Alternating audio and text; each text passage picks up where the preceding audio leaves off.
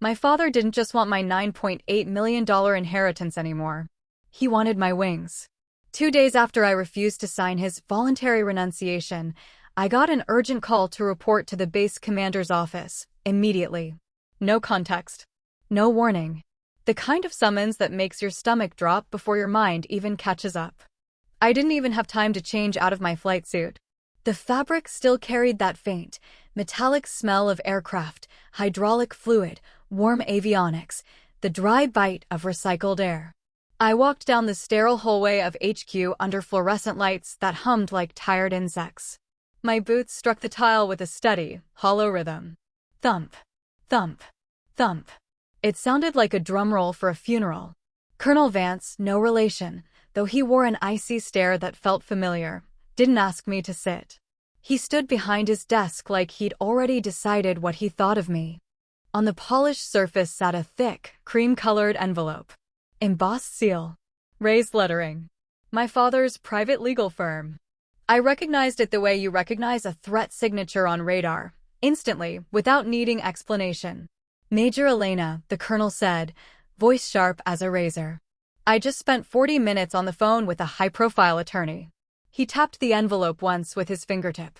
A small sound, but it landed heavy.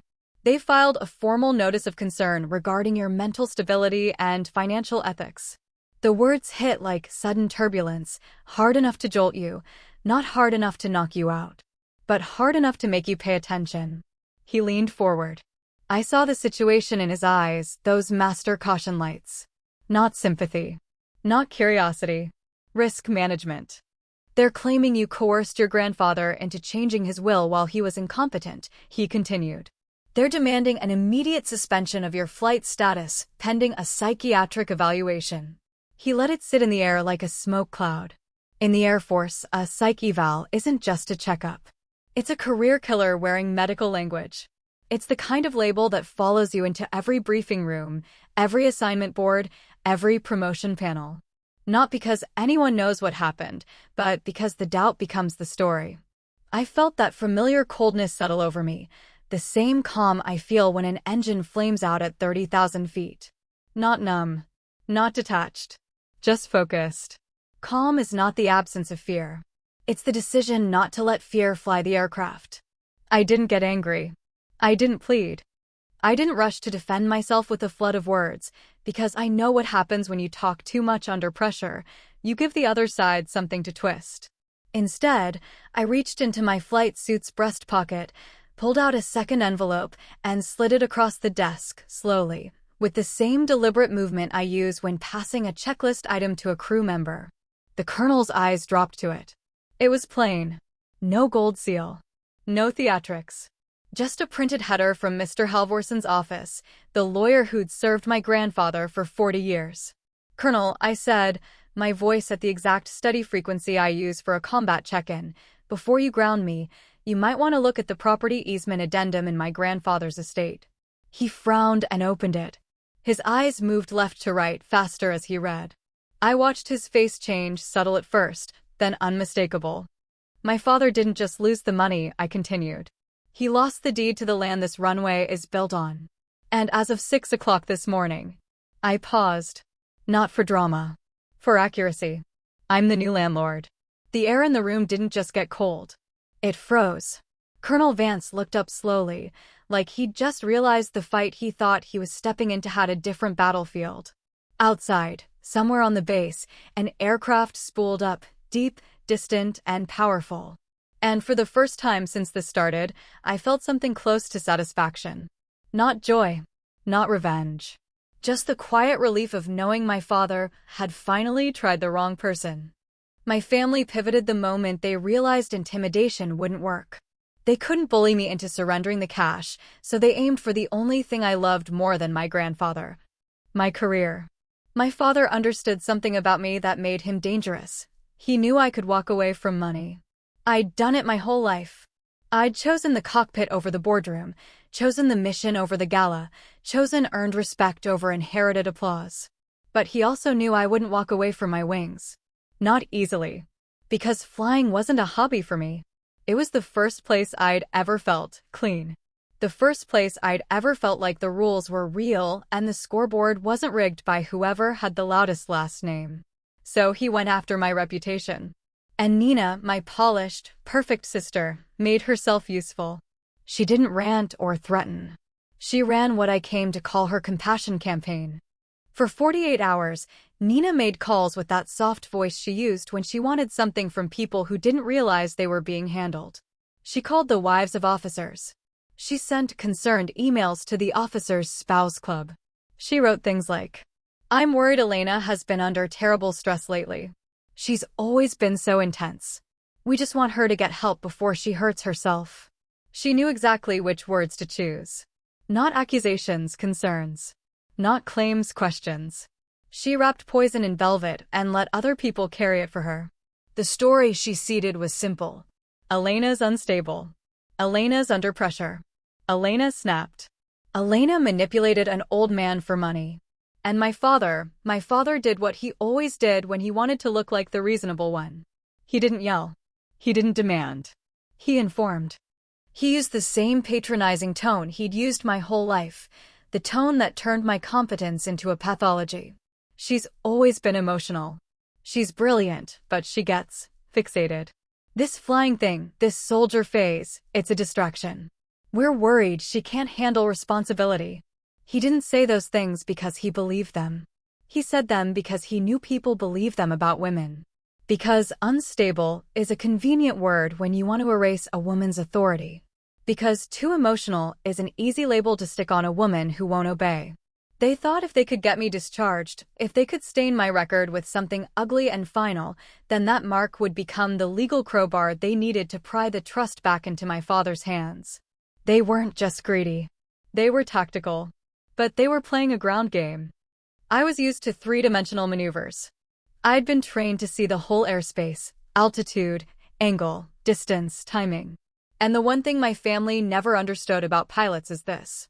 We don't panic when something tries to take the controls. We diagnose. We isolate. We respond. Quietly. When Colonel Vance told me my father had questioned my mental stability, I felt an old memory snap into place, like hearing a familiar warning tone. My father had used the same move for years. When I was 15 and refused to wear the pale pink dress Nina picked for me, he smiled in front of company and said, "She's having one of her moods." When I was 17 and said I wanted to fly, he laughed, then looked at Nina like they shared a private joke. "Elena likes attention," he said. "She'll grow out of it." When I was 18 and I signed my enlistment paperwork, he didn't yell. He scoffed. He said, so dramatic. Like service was a tantrum. The worst part wasn't his dismissal. It was his certainty. He believed the world would back him up. And often it did. Because Nina fit what people wanted from a daughter, polished, agreeable, traditional. She stayed near home. She learned the family image like a religion. I didn't. I chose the sky. I chose checklists and procedures and accountability. I chose a life where competence is measured in outcomes, not charm. That made me dangerous in our household, not because I was reckless, but because I was independent. And my father couldn't stand independence he didn't approve. So he created a story. Elena is difficult. Elena is emotional. Elena is unstable. And Nina, my sister, did what she always did. She benefited from the narrative. Because as long as I was the problem daughter, she could be the good one. The safe one. The heir apparent in spirit, if not on paper. Even my grandfather saw it. In the final months of his life, when I was the one bringing groceries and checking meds while my father made appearances like a politician, my grandfather said to me once, voice low and tired, "They only like women they can place." He didn't say it like advice. He said it like regret. And I think that's why he wrote the trust the way he did. Not just to protect money. To protect the truth. Because he knew the moment he died, my father would try to rewrite me. And he was right. The notice of concern wasn't just an attack on my job. It was my father reaching through a system I respected and trying to force me back into the role he assigned. The unstable daughter who should be grateful someone is making decisions for her. As I stood in Colonel Vance's office, I felt that old pressure trying to rise. But pressure is familiar to pilots. Pressure is just a condition. It doesn't get to decide your actions. Colonel Vance didn't speak for a long moment after reading the easement addendum. He leaned back slightly, eyes still scanning the page, as if the words might change if he stared long enough. Then he set it down and looked at me with something close to caution. "Major," he said, carefully, "are you telling me you now own the land under federal runway infrastructure?" I kept my expression neutral. "I'm telling you my grandfather placed the property into a holding trust," I said. "And he named me beneficiary and controlling steward. The easement remains valid for operations. Nothing changes operationally today." "Except," the colonel started. "Except the landlord changed," I finished. He exhaled through his nose, the sound tight. "You understand the complexity this creates?" "Yes, sir," I said, steady. I could tell he wanted to ask a dozen questions. Why? How? What the hell did your family do to trigger this? But base commanders don't like surprises. And right now, I was the biggest surprise in his office. He held up my father's envelope. "This," he said, "is a serious allegation." "I know," I replied. He studied me for a beat, like he was searching for cracks, tremor in the voice, defensiveness, over-explaining. He found none. The colonel's gaze dropped to my flight suit. The name patch. The rank. The grease smudge near the seam that said I'd been working, not posing. "Who prepared that addendum?" he asked, nodding toward Halvorson's documents. "My grandfather," I said. "Halvorson drafted it, but my grandfather insisted on the conditions." "Conditions," the colonel repeated. I waited. Strategic silence. Let him walk into the truth. He looked down again and his eyes narrowed. Then he read a line out loud, slower than before. "Any party that initiates reputational or occupational harm to the beneficiary in an attempt to coerce transfer of estate assets shall be deemed acting in bad faith." His voice trailed off. He looked up sharply. My father's attempt to ground me wasn't just cruel. It was documented as coercion. It was the same trap my father had sprung at the lawyer's office, only now he'd escalated it to my career. And my grandfather had anticipated that too. Colonel Vance set the page down like it suddenly had weight. "Major," he said, "I need you to understand something. Your father's counsel is requesting immediate suspension pending evaluation." "Yes, sir." "And if I ignore it?" "You won't ignore it," I said, calm. "You'll follow procedure." His eyes sharpened. I continued, "But procedure also allows you to consider the motive and supporting documentation. And you now have documentation that this is part of an ongoing coercion attempt tied to a contested estate." The colonel stared at me. Then, slowly, he nodded once. "Not agreement. Respect. The kind of respect earned when someone shows up prepared." He set my father's envelope aside, away from the center of his desk, and that small movement felt like a shift in air superiority. "Here's what we're going to do," he said. And for the first time that morning, I knew my father's plan had hit a wall. Not because the colonel liked me. Because the colonel couldn't afford to be manipulated. They were waiting for me to spiral. That was the part that almost made me laugh, the confidence with which they assumed I'd react the way they'd always described me. My father expected tears. Nina expected rage. Gran expected me to over-explain until I contradicted myself. They were banking on the stereotype: emotional woman under pressure, unreliable narrator, messy truth. But I had spent my adult life learning how to function when the world tilts. I'd sat in simulators where instructors failed engines, killed instruments, threw emergencies at you until your brain begged for panic. And you learn something in that environment. Panic is a luxury. You don't get to have it. You get to have procedure. So I gave my family the one thing they never knew how to fight: silence paired with preparation. While Nina ran her calls and my father made his complaints, I did what I always do when someone tries to corner me. I checked my instruments. I pulled records. I made copies. I met with Halvorson again, quietly, and asked him to walk me through every clause my grandfather expected them to violate. We sat in Halvorson's office, the air smelling faintly of old paper and black coffee, and he said something that stuck with me. "Your grandfather didn't just anticipate coercion, Elena. He anticipated escalation." He slid a document across the table. My name printed at the top. Neat. Formal. Cold. A statement my father's attorneys drafted to paint me as unstable. Halvorson's eyes were tired. They're trying to do to you legally what they've done socially your whole life, he said. Turn your strength into pathology. I didn't respond right away. I listened. Then I asked, what's the trigger threshold? Halvorsen blinked. For the faithful steward clause, I clarified. What exactly constitutes coercion sufficient to trigger disinheritance? Halvorsen's mouth tightened. Attempts to force renunciation. Threats. Reputational attacks tied to transfer demands. I nodded slowly, filing it away the way I file away a detail in a pre-flight brief. Then my father just crossed it, I said. Halvorsen didn't argue. He just looked down like a man watching something painful but inevitable. Yes, he admitted. He did. That night, I slept like I do before a mission, light, alert, ready. Not because I was afraid of my family. Because I was disappointed in them. And disappointment is heavier than fear. Colonel Vance followed procedure. Of course he did.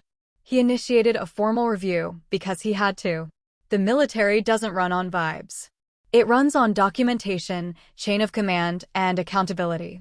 The same things my father thought he could weaponize. The hearing room was plain. Fluorescent lights. Neutral walls. A long table that felt more like an interrogation line than a conference space. Colonel Vance sat at the head. Legal counsel to one side. My squadron rep on the other, silent, watchful. And on the far end, like a man who couldn't help himself, my father's attorney appeared via teleconference. I recognized the voice even before the camera feed stabilized, smooth, confident, expensive. The voice of someone used to winning because people get tired before he does. Colonel, the attorney began, we represent the Vance family interests. Colonel Vance cut in, crisp. You represent Mr. Vance, not this base. A pause. Of course, the attorney corrected. Our concern is Major Elena's stability. We have credible reasons to believe she acted improperly regarding an elderly relative's estate. Her judgment is in question. Her ethics are in question. I watched the attorney's eyes on the screen, calm, practiced. A man reciting a script built to sound compassionate while drawing blood. He continued, we are requesting immediate suspension of flight status pending evaluation. This is not punitive. It's protective. Protective. A word that makes control sound like kindness. I kept my face still. I didn't react. Inside, I noted the structure, claim, insinuation, urgency. Ground game. Colonel Vance turned to me. Major, do you have anything to say? Strategic silence is not refusing to speak forever. It's choosing when to speak. I stood and kept my voice low and steady, deep, calm, authoritative. No tremor. No pleading. Yes, sir, I said. Then I slid a folder forward across the table. It made a soft scrape against the surface, paper on laminate. I didn't look at the camera. I looked at the colonel. In a cockpit, I said, you don't fight the controls. You analyze the system. I don't see this allegation as concern. I see it as coercion. The attorney on the screen opened his mouth. Colonel Vance held up a hand. Let her finish. I nodded once, grateful but not reliant on it. My father demanded I sign away my inheritance, I said. When I refused, he escalated by attempting to ground me through reputational attack. I paused, not dramatic, just precise. Before this hearing, you received documentation showing I am the beneficiary of a property easement connected to base Runway land, I continued. That document also includes a clause identifying occupational harm attempts as bad faith coercion tied to estate transfer. Colonel Vance's expression didn't change, but the room's attention sharpened. I turned slightly, indicating the screen without giving it too much power. And since counsel claims this is about ethics, I said, I'm requesting the base legal office review the faithful steward clause attached in Exhibit C. The attorney's eyes flicked small movement, but I saw it. The first crack. Colonel Vance looked at base legal. Pull it, he ordered. Pages shuffled. A printer whirred faintly somewhere outside the room. The sound felt like a turbine spooling, quiet power building. Then base legal cleared his throat and read aloud. If any family member initiates coercion, threats, reputational damage, or occupational interference to pressure the beneficiary into renouncing or transferring trust assets, Said family member shall be immediately disqualified from all estate distributions, including any pre-existing trust stipends. Silence. Even the attorney didn't speak. Colonel Vance looked up at the screen. "Counsel," he said, "are you aware of this clause?" The attorney's smile tightened. "We are not here to litigate estate." Colonel Vance cut him off. "You introduced the estate as motive. Now we're addressing motive." The attorney blinked once, too slow. And that was when Colonel Vance did something that felt like watching an experienced pilot take the aircraft from a nervous trainee calmly, decisively. He turned to base legal again. "Does this filing constitute occupational interference connected to an estate transfer dispute?" Base legal didn't hesitate. "Yes, sir," he said. "It appears to." The attorney's face shifted, anger trying to hide panic. On the screen, he leaned forward. "Colonel, you're making a mistake." Colonel Vance's voice turned colder. "No," he said. "You are." Then he looked at me. "Major Elena," he said, "your flight status will not be suspended based solely on an external notice absent substantiated military cause. This base will not be used as leverage in private inheritance disputes." I didn't smile. I didn't exhale dramatically. I just nodded once. Because that's what authority looks like when it's real. The attorney on screen tried to recover, tried to push, tried to reframe. But Colonel Vance ended it with one line. "And for the record," he said, "if Mr. Vance continues to attempt contact or interference, base legal will coordinate with federal counsel regarding harassment and undue influence." The call went silent. The screen showed my father's attorney staring like his script had evaporated. And in my mind, I pictured my father at home, scotch in hand, only now the scotch wouldn't smell like wealth. It would smell like desperation. Because he'd just tried to take my wings. And instead, he'd handed me proof. That evening, I walked the flight line alone. The sky was turning the color of old steel, blue fading into gray, the last light thinning at the edges. The wind smelled like concrete cooling and jet exhaust lingering in the distance. Somewhere, maintenance crews moved like shadows under floodlights. I ran my hand along the edge of a hangar door as I passed, feeling the cold metal under my fingertips. My phone buzzed once. A message from Nina. "Can we talk? This has gone too far. Dad is devastated. Please don't do this. Don't do this." Like I was the one who started it. Like I was the one who called a base commander to label my sister unstable. I stared at the message until the screen dimmed. Then I slipped the phone back into my pocket. I didn't respond. Because my whole life, my family trained me to believe that boundaries were cruelty. That saying no was betrayal. That refusing to be controlled was dramatic. But out here, under open sky, those words didn't stick. Out here, reality didn't care about my father's narrative. Out here, your competence is either real or it isn't.